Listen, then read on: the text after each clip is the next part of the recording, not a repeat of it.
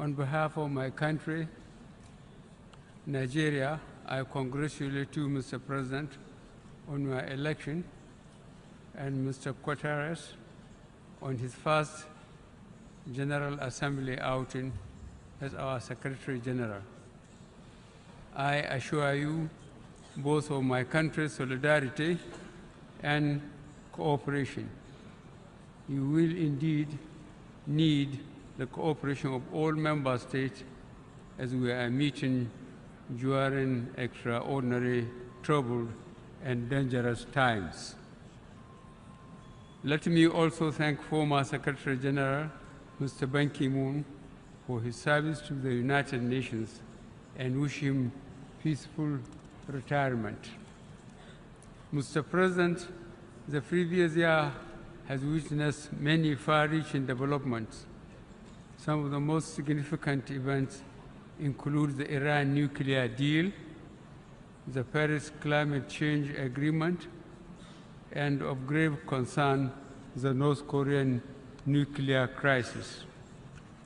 Mr. President, I must also commend the United Nations' role in helping to settle thousands of innocent civilians caught in the conflicts in Syria, Iraq, and Afghanistan.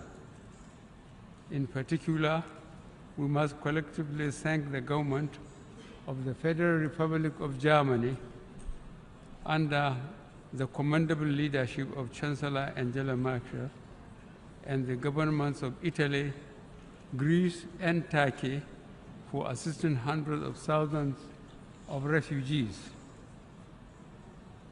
In an exemplary show of solidarity, the international community came together within my own region to assist the countries and communities in the Sahel and the Lake Chad regions to contain the threat posed by Al-Qaeda and Boko Haram.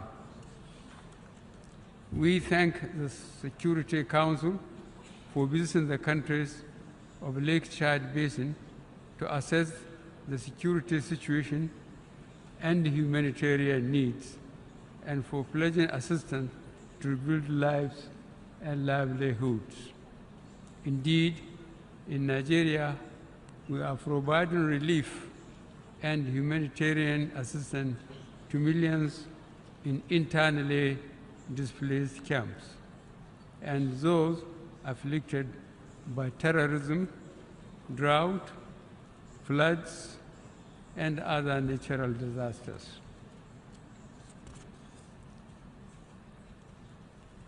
In the last year, the international community came together to focus on the need for gender equality, youth empowerment, social inclusion, and the promotion of education, creativity, and innovation. The frontiers of good governance, democracy, including holding free and fair elections, and the enthronement of the rule of law are expanding everywhere, especially in Africa. Our faith in democracy remains firm and unshaken. Our regional organization, ECOWAS, came together to uphold democratic principles in the Gambia as we had done previously in Côte d'Ivoire.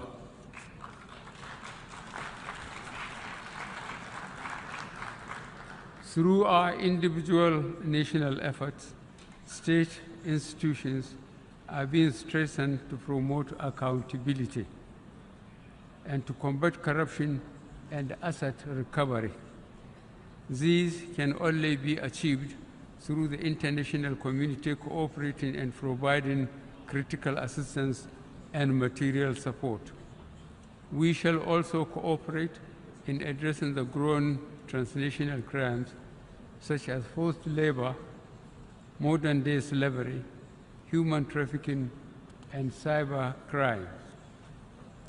Mr. President, these cooperative efforts should be sustained.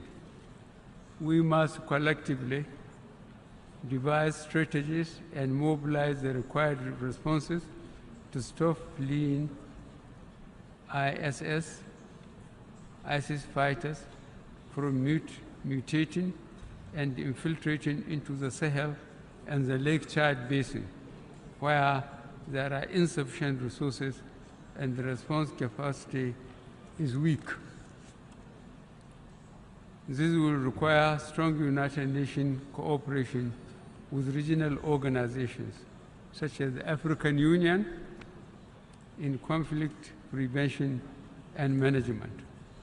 The United Nations should continue to take primary leadership of the maintenance of international peace and security by providing, in a predictable and sustainable manner, adequate funding and other enablers to regional initiatives and peacekeeping operations authorized by the Security Council. Mr. President, new conflicts should not make us lose focus on ongoing unresolved old conflicts. For example, several United Nations Security Council resolutions from 1967 on the Middle East crisis remain unimplemented. Meanwhile, the suffering of the Palestinian people and the blockade of Gaza continue. Additionally, we are now confronted by the desperate human rights and humanitarian situation in Yemen, and most tragically, in the Rakhine state of Yemen. The Yemen crisis is very reminiscent of what happened in Bosnia in 1995 and in Rwanda in 1994. The international community cannot remain silent and do not condemn the horrendous suffering caused by what, from all indications, is a state-backed program of brutal depopulation of the Rohingya inhabited areas in Myanmar on the basis of ethnicity and religion. We fully endorse the call by the Secretary General on the government of the Myanmar to order or halt to the ongoing ethnic cleansing and ensure the safe return of the displaced Rohingya to their homes in safety and dignity. In all these crises, the primary victims are the people, the most vulnerable being women and children. That is why the theme of this session, focusing on people striving for peace and decent life for all on a sustainable planet, is most opposite. While the international community grapples to resolve these conflicts, we must be mindful and focused on the widening inequalities within societies and the gap between the rich and the poor nations. These inequalities and gaps are part of the underlying roots of competition for resources, frustration, and anger, leading to spiraling instability. The most pressing threat to international peace and security today is the accelerated nuclear weapons development program by North Korea. Since the Cuban Missile Crisis of 1962, we have never come so close to the threat of nuclear war as we have now. Mr. President, Nigeria proposes a strong United Nations delegation to urgently engage the North Korean leader. The delegation, led by the Security Council, should include members from all the regions. The crisis in the Korean Peninsula underscores the urgency for all member states, guided by the spirit of enthroning a safer and more peaceful world, to ratify without delay the treaty prohibiting nuclear weapons, which will be open for signature here tomorrow. Mr. President, I end my remarks by reiterating Nigeria's abiding commitment to the foundational principles and goals of the United Nations. Since our admission as a member state in 1960, we have always participated in all efforts to bring about global peace, security, and development.